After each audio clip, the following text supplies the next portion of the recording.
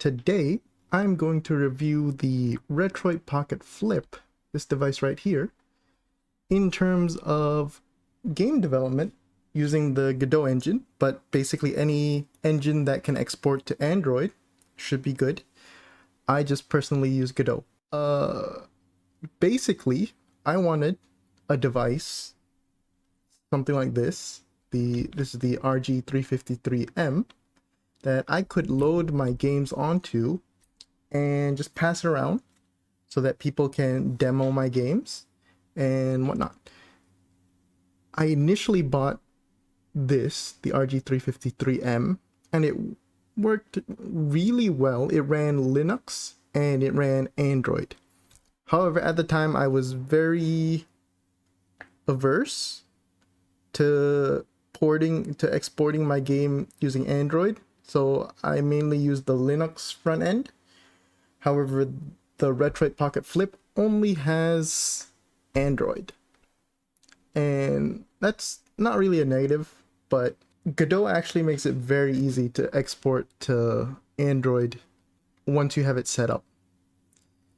So, like I said, I got this first.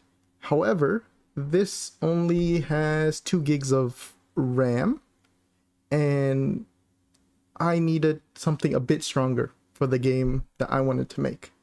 So I ended up getting the Retroid Pocket Flip, and lo and behold, it happened to be in my favorite design, the clamshell design. As you can see, looks really nice. There are several other colors, but the colors don't impact game development at all. Other than that, the specs are pretty nice, and we'll see that soon. For the specs of this device, it is running a Unisoc T618 CPU, which is basically 2 A75 cores at 2 GHz and 6 A55 cores at 2 GHz. The GPU itself is a Mali G52 MC2 at 850 MHz, and it has a RAM of 4 GB, LPDDR4 at 1866 MHz. So as I said earlier, the RG353M was only 2 gigabytes, and this is basically double that. It has an internal storage of 128 gigabytes, some active cooling. The screen, based on specifications, says it is a 4.7 inch 750 by 1334 touchscreen. That is actually wrong. The resolution is actually 1336 by 752, or I guess in phone cases it would be 752 by 1336 pixels, because it's sideways. Phones are width and then the height, but yeah, it's not that big of a difference because you kind of just see it as a 720p resolution screen. Other than that, it has 2.4G and 5G Wi-Fi, has Bluetooth 5.0. It has a Type-C port at the back. You can use this to connect to the computer and for charging. It has a micro HDMI, which you can also connect to a capture card, or you can connect to a HDMI display to mirror or cast the screen. You also have a 3.5mm audio jack, and then you have a TF card slot.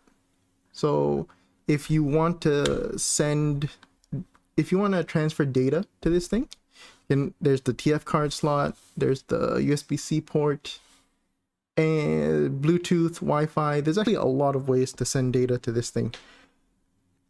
Other notable things is it has Android 11, a 5000 milliamp hour battery, fast charging, and it's kind of it with the specs. One very important thing is the Mali G52 MC2 that supports Vulkan. I think it's just 1.0 and not 1.1 or 1.2. It's just 1.0. Regardless, that means Godot 4.0 runs on this thing kind of out of the box. It doesn't need OpenGL ES, and we don't really need to wait for the OpenGL 3 support to come. So if you want to pick this up now and you just want to use it with Godot for Vulkan, it works just like that. Finally, this is also an Android device. So unlike the Steam Deck, it is not a Linux device. So you of course have to design around the idea that this is an Android device. What that means is things like how graphics are drawn and shaders are processed. It's kind of different from how you would usually do it with x86 CPUs, but that is something for you to look up yourself and not the intent of this video. To demonstrate the controls this device has, I made a small app in Godot and just installed it on here. So input visualizer, and you can see that the basic controls you'd expect from a gamepad. The face buttons, the D-pad, start, back, shoulder buttons. So like these work normally. And they're mapped properly. I'll get back to the mapping later. Start, select. And then the oddities, starting with, I guess, the analog sticks, which are not sticks, they are sliders. So as you can see, they work the same as regular sticks. It's just that they're kind of flat. They're sliders. And basically, they also have L3 and R3. And they are also Hall sensor sliders. So stick drift, or I guess slider drift in this case, should not be an issue. So yeah. Front here, all pretty basic. Start, select, L3, R3, and regular sliders. Now at the back here, you can see you have the L1, R1, L2, R2. You can see L1 works, R1 works, L1 works. Then you have R1, R2, and L2. These are analog, so they actually go from 0.5 to 1 in Godot. So yeah, you kind of have to work around that. But the fact that these are analog is kind of special for retro handhelds. And also, there's this neat thing where they have like two programmable buttons at the bottom here. They're labeled M1 and M2. In Godot, how I have it set up right now, I have the M1 as paddle 1 and M2 as paddle 2. So these are all the buttons you get from the get-go. Besides that, since this is an Android device, there's also, of course, touchscreen capabilities. See that? And then, as you can see, there's multi-touch, but I don't know up to how many touch points, because I do not care about touch input. Besides that, something to take note is that this device itself can change its layout. So controller style, right now it's set to retro, so it has A, B, X, Y basically laid out like a Nintendo controller. So A is on the right, B is on the bottom, X is on top, Y is on the left. If you change it to Xbox style, then A would be on the bottom, B is on the right, X is on the left, Y is on the top. And if you go to Godot, see this number here, that's the joypad GUID. If I reset that, it's a new GUID. So the retro configuration and the Xbox configuration each have their own joypad GUIDs, and because of that you can properly map the buttons. So even though these A and B's should be switched, all it really cares about is the position they are in. So A is in the east, B is in the east, so this is east.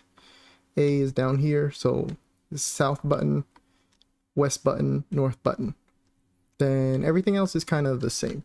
They still work normally. You have paddles, start, select, and your buttons.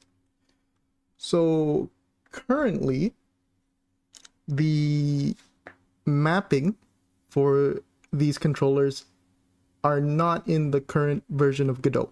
It'll probably be updated in the future, but in the description, I will put the mappings that I use right now. And all you have to do is add the code to the beginning of your program, and it should properly map the buttons. Oh, one other thing I wanted to show is the fact that you can connect like other controllers, because like this is a Android device. So I am going to connect my Xbox One controller. I think it's connected. Let us go to settings, and then go to connected devices.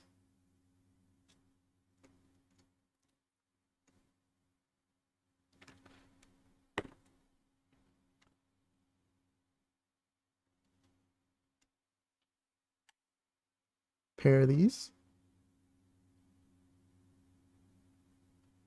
And as you can see, right now it says device 0. If I switch it over, oh my goodness, what is the... Okay, I can't remember what the input for switching it over was.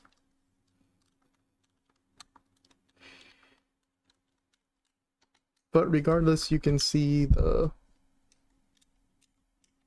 it's getting the input, and this should technically be device 1.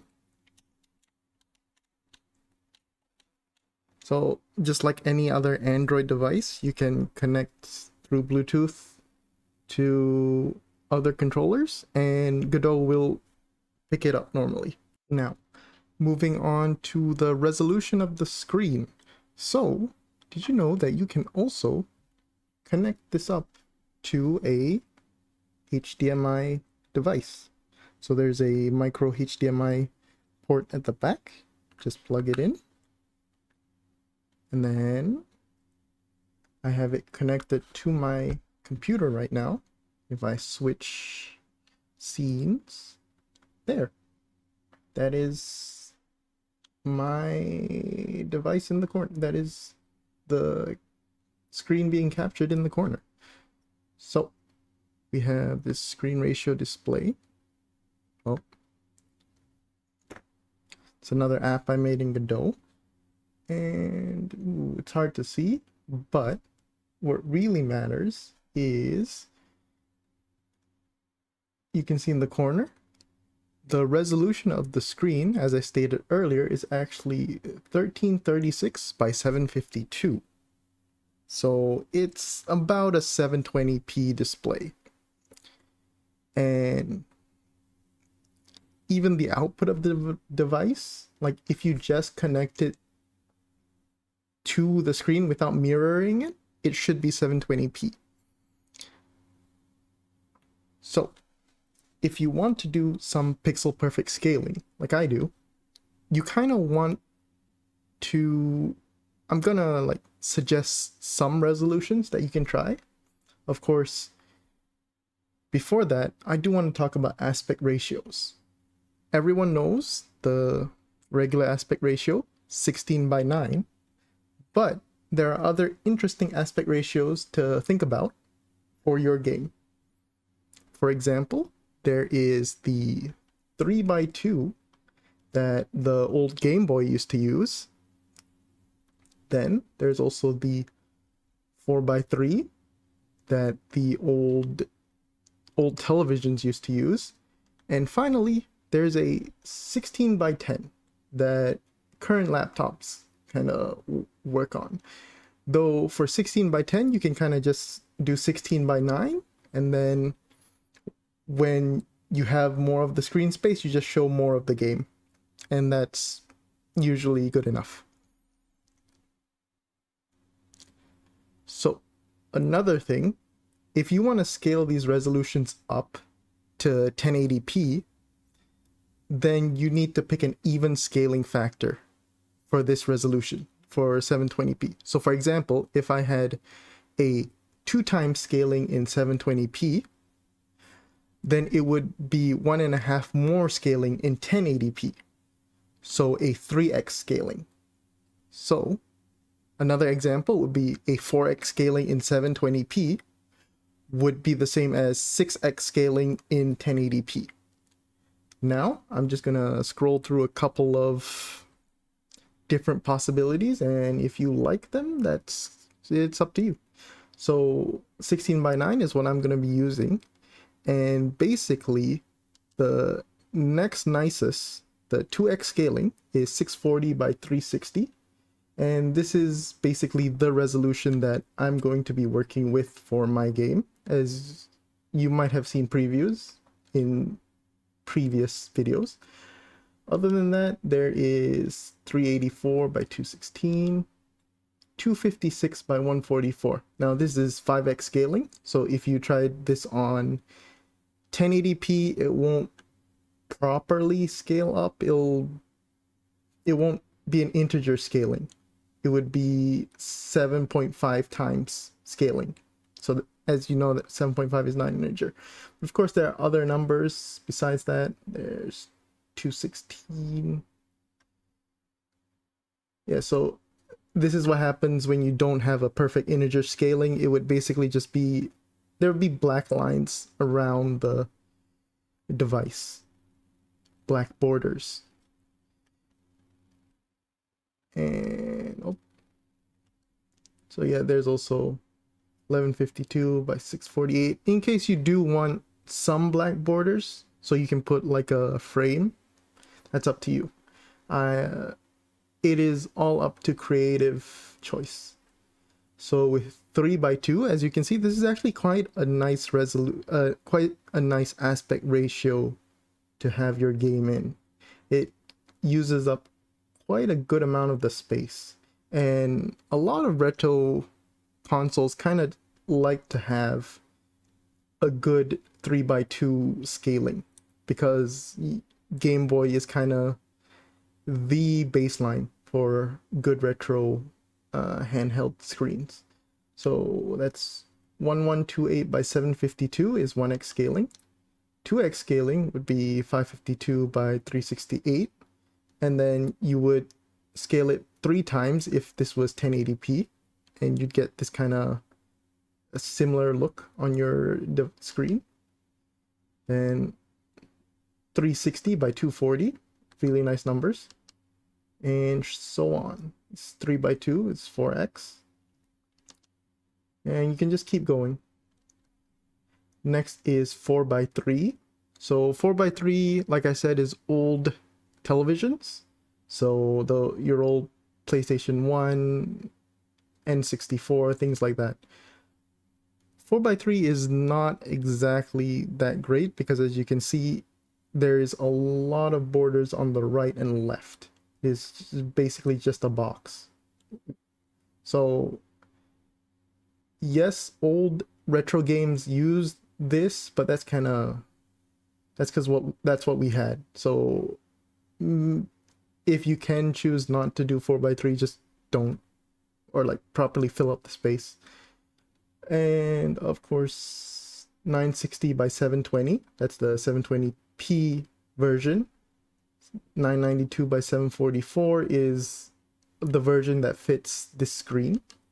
And of course you have 480 by 360, 320 by 240, 224 by 168. All of these resolutions just look really nice regardless, because these are the resolutions this device was kind of made for. And finally, 16 by 10, none of these really look that nice, because this is this aspect ratio was meant for newer laptops, newer devices. So these retro handhelds, they don't aim for any aspect ratio or resolution like this. But it's good to keep in mind. So like 152 by 720, 2x scaling would be 512 by 320, 3x 384 by 240. It looks weird right here, but if you do have a more modern laptop, 16 by 10 is actually a really nice aspect ratio. And it's better to, I guess, work with 16 by 9, but then understand that 16 by 9 can also be stretched up to be 16 by 10. And that would be a good compromise between the two. Ultimately, I got this device because my previous one, the RG353M, could not run my game at 60 frames a second. So if I start my game, and you can't really see it, but in the corner of the screen capture, it says 60 frames. And once it loads, it's kind of hard to see, but it is hitting around like 57, 58. It's hovering around that right now on this device. And that is honestly more than I can ask for. Just making sure it stays around 50, 60-ish. I was honestly ready to settle for a solid 30. But this is 3D with shadows as well. So these are actual shadows, actual lighting. And these are all dynamic lights, not baked in. So it is technically doing more work than it needed to do in the first place, but honestly, as a stress test, this is pretty nice. So ultimately, a really nice handheld device that you can just kind of pass around and let people demo your games on. And like, because it uses Android, it's just actually very easy to install Godot apps that you make. Ultimately, it's kind of like you're moving the work from setting up Linux to run a Godot app, to run a Godot game. You're moving it to setting up the exporter to export Android, and that's where all the work goes. But like, once you've got the export set up in Godot, it's very easy to just export an APK. Go to disk, Godot APKs. It's very easy to just export debug APK and then install them. Just continue, just to accept all the viruses. But yeah, it's just really easy to install and really easy to just pass this around and get feedback for your games, which is ultimately why I wanted a device like this. So ultimately, I really love my Flip. I also really love my 353M right here, but sadly, it's not strong enough for the game I want to make.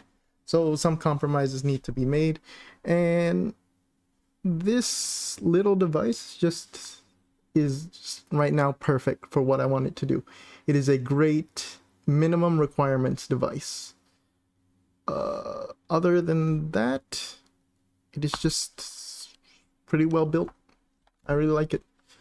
If you want an actual review on the device itself and what it usually is used for, you can just search up the Retroid Flip and you'll find a bunch of really good well, not really good reviews, but a bunch of reviews made by really good people that you can at least hear them out. I can't speak for the quality of their reviews, but they do have some good insight to this device. Not for game development, but for retro emulation at the very least. But yeah, so like in terms of game development, this is actually a really great device. It has a lot of the things you'd kind of want from an Android device with a controller built in, especially things like the analog joysticks, because that is not something a regular retro handheld usually has. It doesn't care about that. The one thing you might want that this doesn't have is regular joysticks. As you can see, having to play actual twin stick things on